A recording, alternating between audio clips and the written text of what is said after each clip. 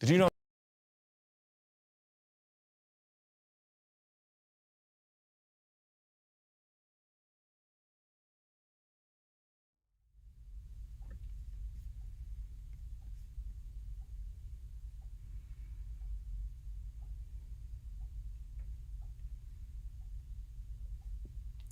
Well, hello everyone, and welcome to our third Lenten practice. This week we are focusing on silence, having a conversation about silence together. I want to continue kind of this hopefully peaceful and quiet environment that we are in together by praying with you all a stillness prayer based on Psalm 46:10. So I just invite you now to continue making yourself comfortable, sitting, maybe standing, probably not walking. It's pretty nasty outside. Make yourself comfortable and begin just by noticing your breathing. Inhale, exhale. You can close your eyes if you'd like. And as you sit, I invite you to try holding your hands open, almost like you're receiving a blessing, but then place them on your lap, just kind of in an open, receptive position. And I'm going to lead you through these phrases just in a progression and pause for a minute or so after each one. So let's take a deep breath together and begin in prayer.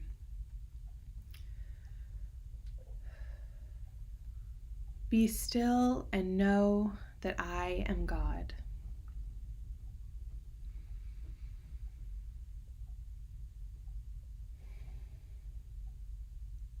Be still and know that I am.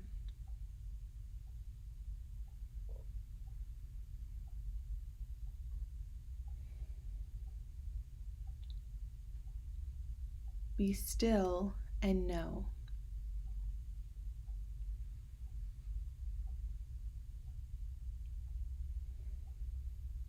Be still.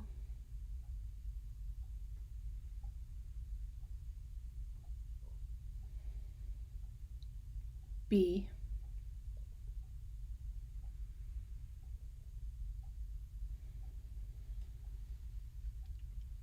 So now, if you closed your eyes, you can open them. Welcome yourself back to this moment. Thank yourself for that moment of stillness. I pray that it was an opportunity for you to really be still, to remember who God is. So before we kind of begin our conversation, I would love to hear how these first 7 minutes of our time together felt for you. So when you first joined us in this YouTube live, I asked you to simply sit in silence. You didn't see anyone, you weren't talking to anyone. Some of you were chiming in the chat, but for the most part, hopefully you were sitting in silence. And I'm curious what this felt like for you. Did you find yourself struggling not to look at your phone or open a new tab on your computer? Did your mind maybe go back to a checklist, things you haven't yet accomplished, things you still need to do today? Maybe you started thinking about what's for dinner. I'm not really sure. I know even for myself, it was difficult to just sit and be silent in the moment. I wanted to look at my notes and continue to prepare instead of just taking some deep breaths. But feel free to chime in the chat if that is your way of reflecting, or just take a moment and kind of ponder these questions on your own between you and God, and just think, what did it feel like to sit in silence for a few moments?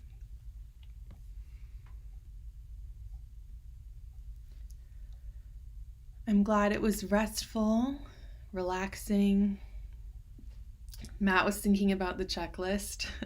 I can definitely relate. it's a challenge to be silent even for a few minutes. So then what was it like to enter into our breathing prayer, our stillness prayer? Did the prayer kind of help you to enter into a space of silence and stillness? Maybe your mind was still wandering. But again, just reflect.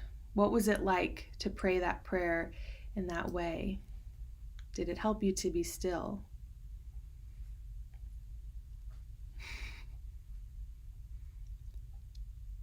Terry felt at peace. Connie felt grateful. Libby, thank you for the honesty. Can definitely relate.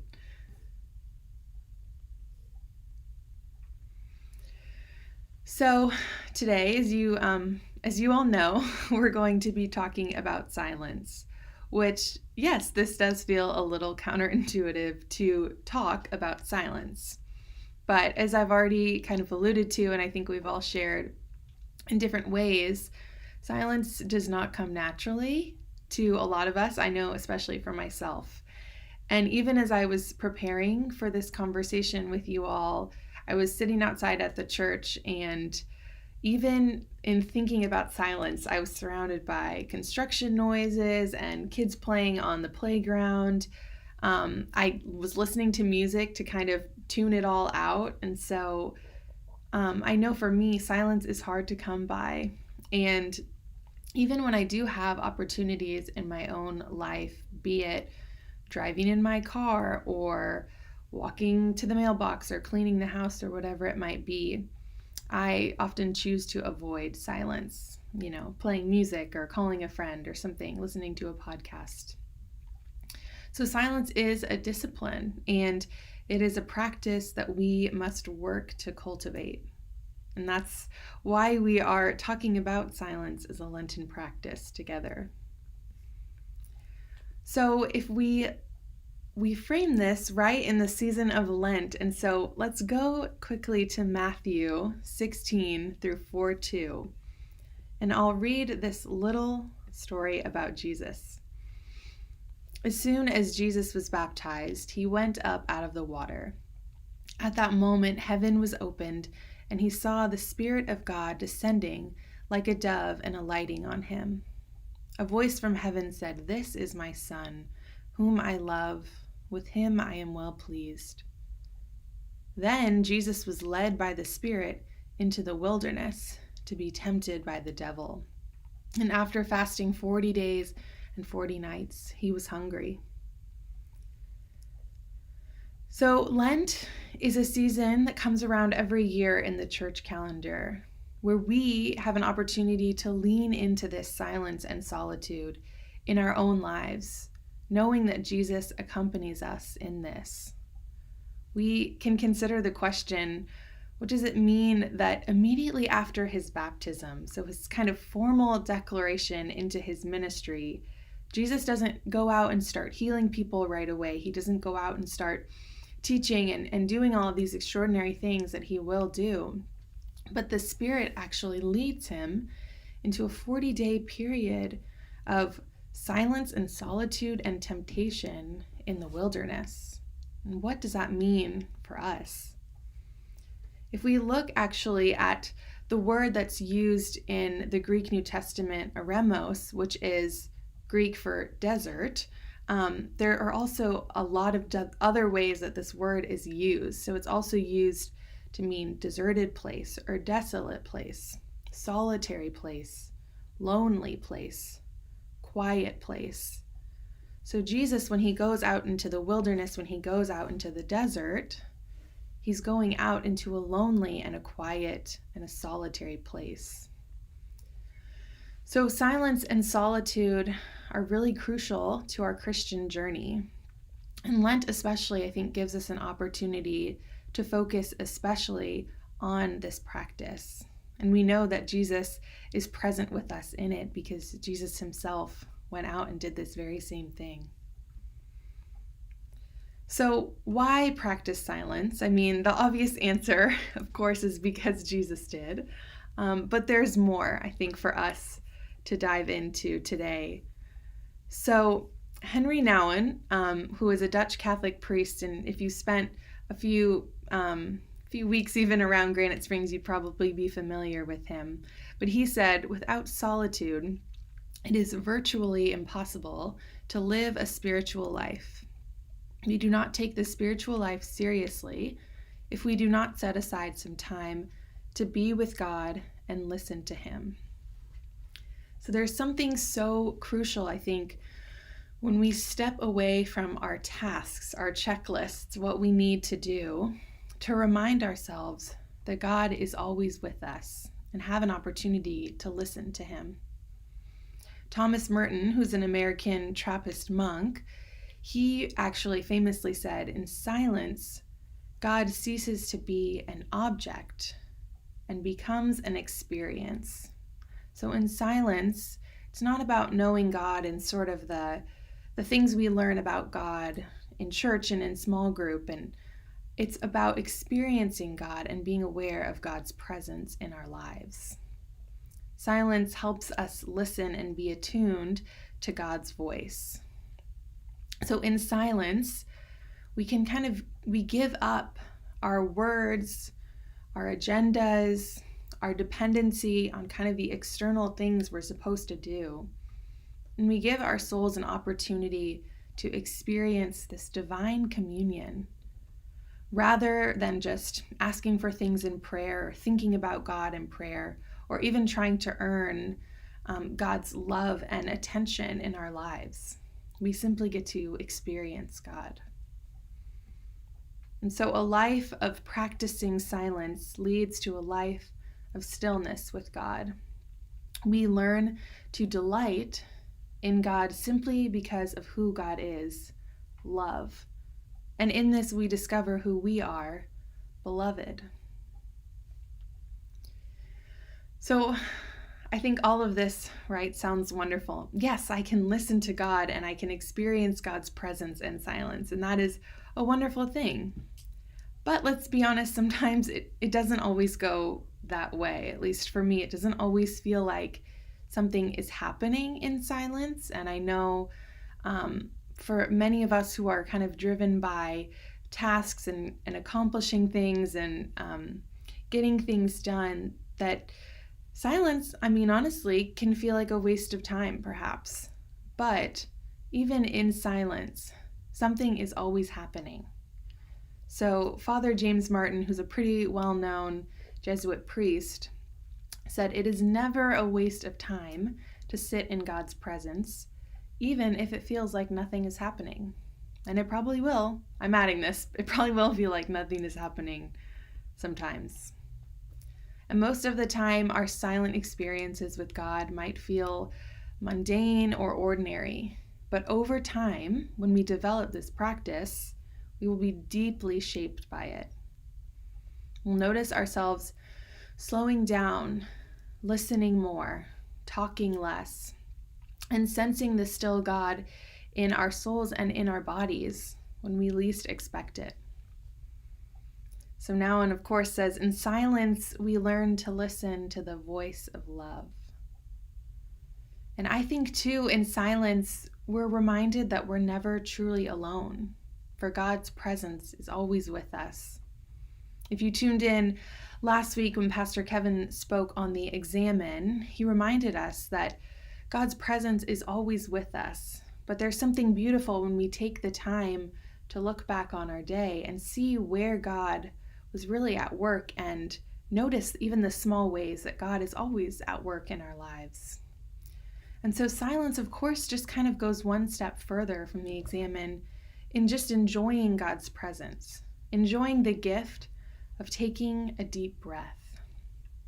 And then, of course, in silence as well, it's a healing experience. We experience the healing presence of God the Father when we just simply be in God's presence. If we look at the book of Mark, we look back again at Jesus' ministry. And in Mark chapter 1, we learn that Jesus gets up very early in the morning while it's still dark outside. He leaves his group of disciples and he goes off to a solitary place and prays. And this is before he goes out and continues his healing work. He gets up and goes to a solitary place to pray. And so too, in solitude and silence, we're able to better care for others. We act out of a spirit of love rather than a spirit of, oh, I'll just care for you because it's the right thing to do. You might be familiar with these words from Jesus that we read in Matthew 11, but I'll read them to you because I find them refreshing for my soul. Jesus says to us, "Come to me, all you who are weary and burdened, and I will give you rest. I will give you rest. Take my yoke upon you and learn from me, for I am gentle and humble in heart, and you will find rest for your souls. For my yoke is easy and my burden is light." Can we take a moment to listen to that voice, to follow it into rest? That is what silent experiences with God invite us to do. You come to Jesus, all who are weary and burdened, knowing that Jesus promises to give us all rest. We'll take a moment to maybe consider a time in your life where you feel like you've experienced this silence. Maybe you felt truly rested, truly still, like you could really listen to God. Have you had a moment like that in your life? Were you able to experience the rest that Jesus invites us into? I'll give you a moment just to think about it on your own. You're welcome, of course, to share with others, but you're also welcome to just think back on your own story and your own walk with God.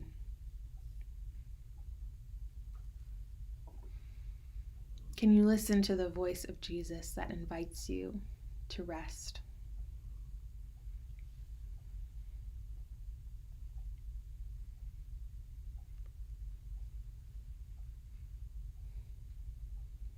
I'll let you continue thinking about that as we move into some practical steps, because of course this is a Lenten practice and it should be practical. So I also want to confess, friends, that I am not leading this silence conversation because I am an expert in silence. I'm really working on it. I'm really practicing, but it is really hard. And so I just want to encourage you that this is not like something that comes naturally and that I spend hours of my day in silence and listening and reflecting with God, that this is new to me as well. So I am learning alongside all of you. But just 4 practical steps that I think can help us move towards a life of stillness and silence together. So first, if this is a practice you choose to adopt maybe this week, start with just 5 to 10 minutes a day. You don't have to spend 30 minutes in silence. It can be 5 minutes. But I do encourage you, as you choose to do this, try to pick the same time every day. So it could be first thing in the morning with your cup of coffee. It could be right before bed with your cup of tea. It could be a lunchtime walk, or even in this time right now as we kind of transition from day to evening. Whatever works best for you, but pick the same time and then really, try to stick with it. And of course, just 5 to 10 minutes. And then when you're kind of preparing for these moments of silence, think about your body. So think about ways that you can position your body to be most receptive to the Spirit. So I think perhaps, if you tried the open hands while we prayed our stillness prayer, did you feel receptive to the Spirit sitting up with your hands out in a blessing form? Or maybe you feel most still when you're out for a walk in nature. Maybe you can be really still when you're lying down, which of course you have to be careful with that you don't fall asleep. It's okay if you do. But make sure that you're physically positioned to listen well and to be open and receptive to God's Spirit. And then, of course, free yourself from judgments. Silence is a practice, as we've been saying this whole time. So we're all learning together. And if your mind wanders or you keep getting distracted or you keep falling asleep or whatever it might be, just acknowledge what's happening before God and try to reorient yourself. Don't get upset, don't walk away just because you're not getting it right. Just free yourself from judgments, reorient yourself, and try to stay present and in the moment as best as you can. And if you do find yourself getting distracted, the fourth step, focus on your breathing. It is amazing when we take a deep breath that more oxygen enters our body and our heart rate slows, and we can really find a deeper sense of stillness. And we often allow ourselves to during the week, during the day. So if you find yourself with your mind excessively wandering, you could even try a breath prayer. So something like we did earlier, you could inhale, be, exhale, still. You could inhale holy and exhale spirit. Inhale Jesus, exhale Christ. Whatever sort of phrase or word would bring you back to listening and being attuned to God's Spirit. So friends, that is it. Those are my practical steps. And of course, we are going to end by practicing silence once again in our last few minutes. So I'm going to go ahead and put an image on the screen similar to the one we saw earlier. And I'll pray a prayer, and then I'm not going to do music this time. It's just going to be silence. I'll turn my microphone off, and we'll just enjoy 2 more minutes of silence together.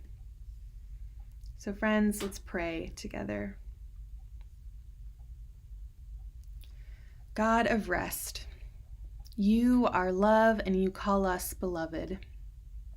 Help us to listen to your voice, to create moments of stillness in our day where we can recognize your everlasting presence.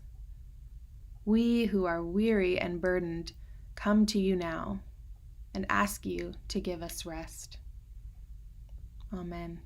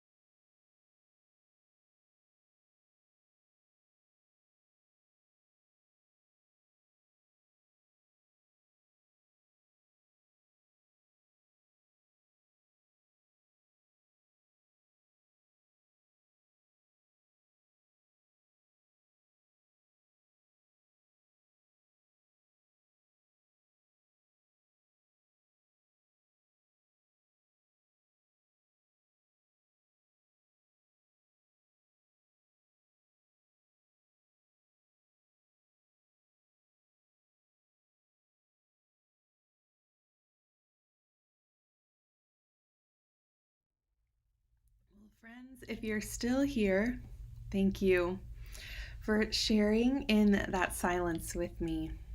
Thank you for tuning in and for participating in our Lenten practices. I wish I could see all of your beautiful faces and we could do this together, but it is wonderful to see you in the chat and to know that you are listening.